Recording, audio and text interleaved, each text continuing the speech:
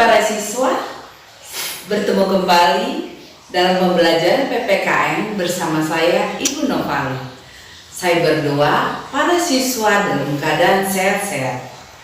Nah, mari kita ikuti pembelajaran kita hari ini. Materi kita hari ini adalah hakikat dan bangsa dan negara pada kelas 10 mata pelajaran PPKN. Nah, materi apa yang akan kita pelajari dalam hakikat bangsa dan negara ini? Kita lanjutkan, kita mulai dengan manusia sebagai makhluk individu dan makhluk sosial.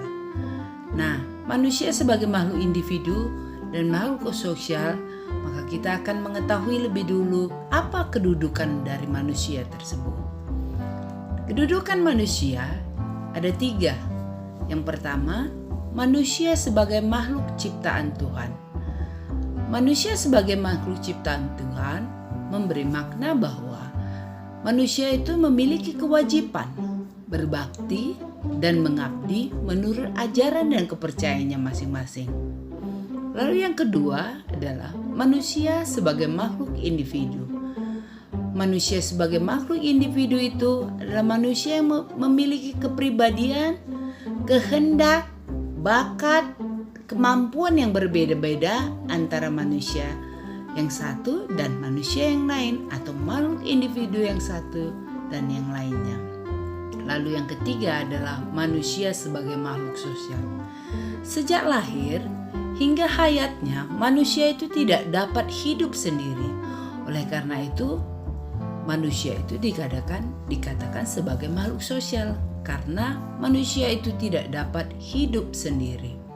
Selanjutnya, hakikat bangsa dan unsur-unsur terbentuknya bangsa. Nah, tadi kita sudah mempelajari bagaimana kedudukan manusia itu. Di dalam bangsa ada manusia, ada individu-individu atau makhluk individu yaitu manusia. Nah, bagaimana hakikat dan unsur-unsur terbentuknya bangsa tersebut? Menurut para ahli, hakikat bangsa menurut Otto Bauer, suatu bangsa terbentuk karena ada suatu persamaan.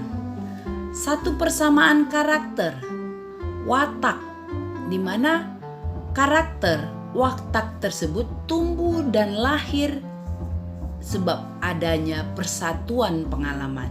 Jadi menurut para ahli yang pertama ini bahwa bangsa itu terbentuk karena ada suatu persamaan. Lalu yang kedua, menurut Bung Karno, hakikat bangsa itu adalah segerombolan manusia yang besar.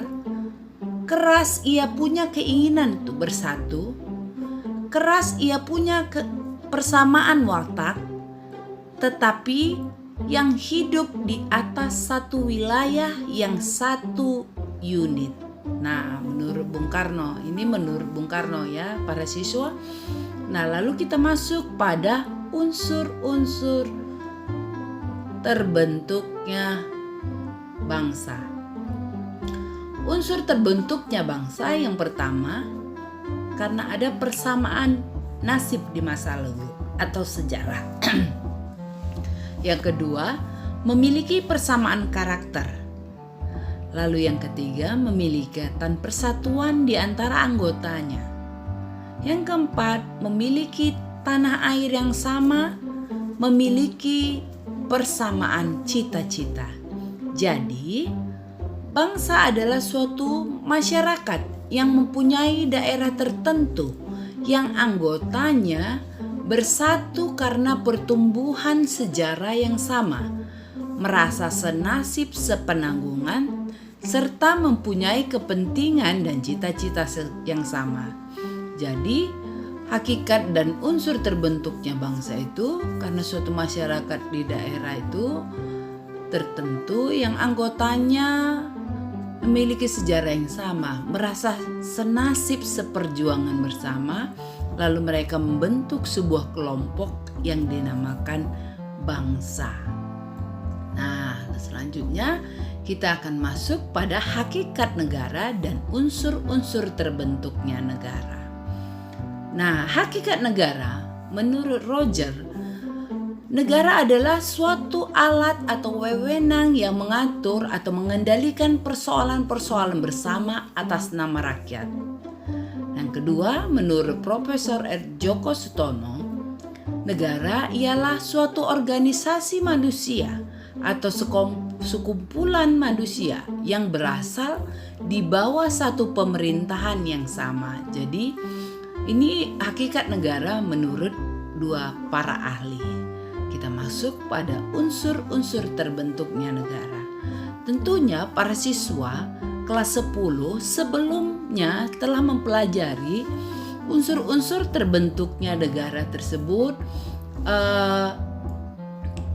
dari SMP, dari sejak SMP. Jadi unsur-unsur terbentuknya negara adalah adanya rakyat, adanya wilayah, adanya pemerintahan yang berdaulat, dan pengakuan dari negara lain. Pengakuan dari negara lain itu ada pengakuan secara de facto dan de jure.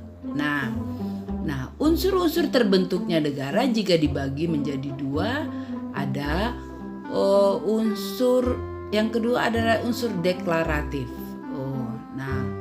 Unsur deklaratif itu adalah pengakuan dari negara lain yang secara de facto dan de jure. Selanjutnya, macam-macam sifat dan hakikat negara. Negara itu terbentuk dan dibentuk memiliki sifat yang 3 sifat, yaitu 1, sifatnya memaksa. Sifatnya memaksa artinya adalah kekuasaan negara tersebut memiliki kekuasaan fisik yang dapat dia lakukan secara legal. Itu memaksa. Lalu sifat monopoli maksudnya adalah kekuasaan tunggal dari masyarakat. Artinya bahwa negara tersebut memiliki kekuasaan yang tunggal bagi masyarakat tersebut. Segala kekuasaan berasal pada satu, yaitu negara. Nah, kalau kekuasaan fisik tadi adalah bahwa negara dapat memaksa secara fisik, kekuatan fisik, tapi masih dikatakan legal. Nah, lalu yang ketiga adalah sifat mencakup semua. Artinya adalah semua peraturan perundang-undangan yang berlaku, yang ada dan yang berlaku bagi semua yang ada di negara tersebut tanpa terkecuali. Jadi ada sifat negara, yaitu sifat memaksa dan sifat monopoli. Kita masuk selanjutnya pada bentuk-bentuk kenegaraan. Bentuk kenegaraan yaitu ada negara kesatuan seperti Republik Indonesia. Negara kita adalah merupakan negara kesatuan. Negara kesatuan. Yang kedua adalah negara serikat. Yang ketiga adalah koloni. Yang keempat perwalian.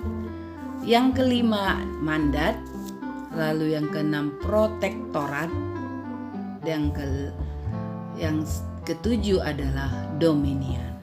Oke, baiklah, jika kita simpulkan hari ini, poin-poin pembelajaran kita hari ini ada yang pertama yaitu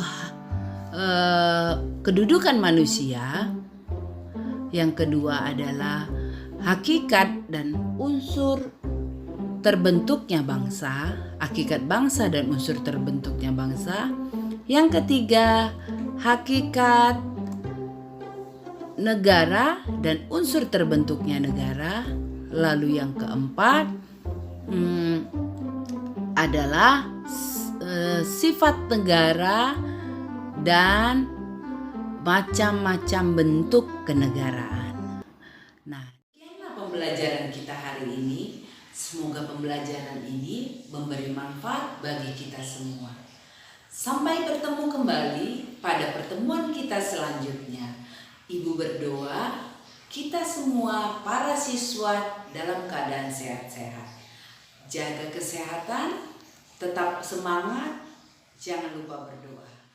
Terima kasih.